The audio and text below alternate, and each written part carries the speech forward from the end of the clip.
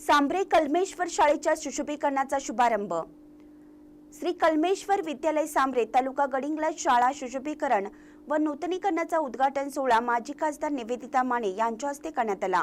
प्रमुख पाहुणे संग्रामसिंह कुपेकर हे उपस्थित होते।